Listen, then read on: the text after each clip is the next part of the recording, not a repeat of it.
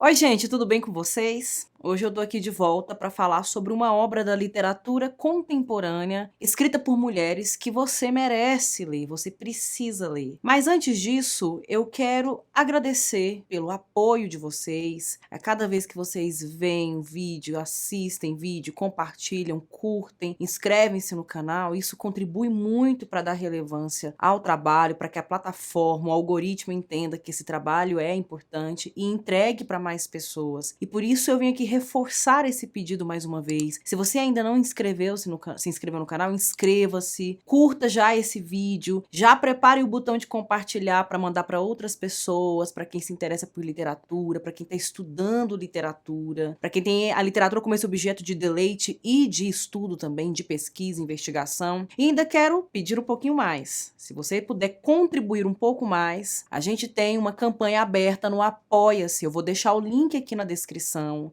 Que o apoio de vocês é fundamental. Sem o apoio de vocês, esse trabalho não prospera tanto. E é por isso que eu tô aqui pedindo. O livro sobre o qual vou falar hoje é A Cachorra, de Pilar Quintana. Como vocês podem perceber, é um livro curto. É um livro que você consegue ler, assim, numa sentada. Apesar dele ser muito denso, dele ser complexo, de envolver aí alguns incômodos. É uma leitura muito rápida, muito fluida, mesmo sendo perturbador, mesmo sendo incômodo. Eu li na virada de uma noite pro dia seguinte, né? Um pouco antes de dormir. Não tava com muito sono, peguei, li e devorei. Assim, no final da tarde, anoitecendo, e aí peguei no sono depois, só depois que eu consegui terminar de ler. É um livro de Pilar Quintana, uma escritora colombiana que nasceu na cidade de Cali no ano de 1972. Ela, além de escritora, trabalha também com cinema, né, com audiovisual. Ela ficou notável, se tornou notável depois da publicação desse livro. E do que se trata A Cachorra? A Cachorra é um livro que foi publicado no ano de 2017 e conta de uma certa relação tumultuada entre a protagonista Damares e uma cachorrinha que ela adota. E como eu estava falando ali no início,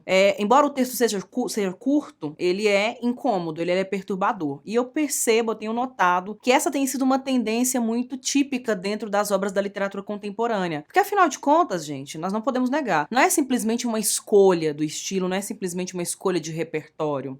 Nós estamos falando de uma literatura que tem sido produzida por vozes que vêm sido silenciadas ao longo do tempo, né? Vozes de mulheres, da comunidade LGBTQIA+, de pessoas negras, de pessoas marginalizadas, de comunidades indígenas. Então a literatura contemporânea tem aberto muito espaço, tem possibilitado a manifestação dessas vozes que ao longo dos séculos não vem produzindo muita literatura, não vem contando muito da sua própria história. E aí, para contar da própria história, é preciso falar também dos silenciamentos e dos apagamentos. E isso nem sempre é confortável, aliás, nunca é confortável. Então é uma tendência muito comum. Na literatura contemporânea, a gente ter textos que são muito complexos, muito densos, mesmo quando breves, são muito perturbadores e muito doloridos de ler, né? Como se fosse mesmo um soco no estômago, uma pancada na cabeça, pra gente tomar consciência mesmo de que existem outras subjetividades, outras realidades, outras possibilidades de ser e de estar no mundo que nunca tinham sido contadas antes. E com uma linguagem muito econômica, muito enxuta, como eu falei, o texto curto, capítulos curtos, a narrativa é muito rápida, é muito dinâmica, tem muito movimento, te prende mesmo o texto, não é um texto moroso, um texto cansativo. Mas apesar de todos esses traços de leveza, nós temos uma história ambientada numa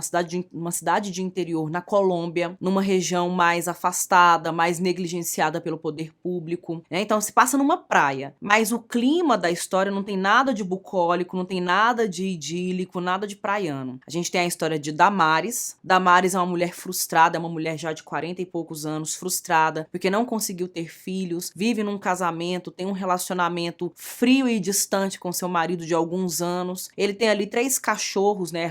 Rogelio seria o nome dele no espanhol, mas eu leio Rogelio, está escrito Rogelio, se grafa assim. Ela é casada com ele tem alguns cachorros ali e tem uma relação um pouco agressiva, violenta com os animais, é bruto, espanca os bichos, cuida bem dos bichos em alguma medida, mas também espanca os bichos. Então tem essa ambiguidade, esse contraste. E ela adota uma cachorra recém-nascida, pequenininha, e desenvolve uma relação muito complexa com essa cachorra, porque quando ela enquanto ela não pôde ter filhos, ela tentou de tudo quanto é jeito, porque a narrativa vai trazendo essas memórias, é uma narrativa permeada de memórias e muitas memórias turbulentas. Ela fez rituais, fez procedimentos para tentar engravidar e nunca conseguiu. Aí ela transfere esse sentimento de maternidade não realizada para a cachorra. Então, sobre a cachorra, ela começa a depositar algumas expectativas, alguns devaneios, alguns desejos que ela talvez direcionaria para uma filha humana. Ela inclusive coloca na cachorra um nome que ela colocaria na sua filha, o nome Shirley. E aí no meio de tudo isso, nessa praia, que hora tá chovendo, hora tá calor, hora tá fazendo frio, tudo é narrado com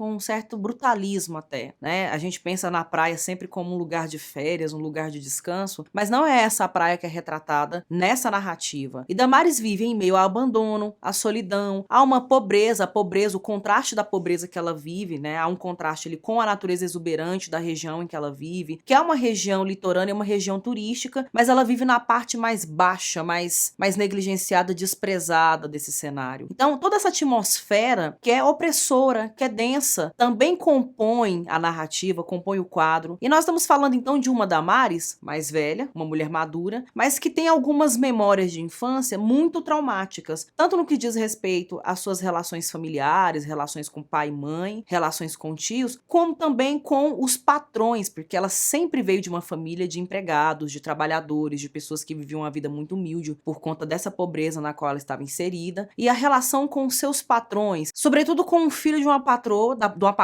que a mãe dela teve, que o pai dela teve na infância, que tinha a mesma faixa etária dela, tem uma memória ali muito turbulenta, muito traumática, e isso tudo vem voltando, né? A narrativa ela vai fazendo essas voltas, não tem uma linearidade temporal na hora de contar. Começa contando a Damares já mais velha, aí no capítulo seguinte volta para a infância, depois volta para a adolescência, para trazer alguns episódios e mostrar e explicar em que pé encontra a subjetividade dessa mulher. E, portanto, o livro é cheio de camadas, né? Há essas camadas aí da pobreza, da solidão, da opressão, de um clima de violência, de ameaça. A natureza também muito brutal, né? As chuvas que vêm são chuvas muito tempestuosas, né? Chuvas muito torrenciais, o mar muito turbulento, muito bravio. Tudo isso estabelecendo um outro contraste, porque eu já falei do contraste da natureza exuberante com a pobreza em que Damares vive, que é uma pobreza quase extrema, né? A casa em que ela vive em condições muito decrépitas, quando chove, ameaça ali, goteira, enfim. Mas também a gente tem esse contraste,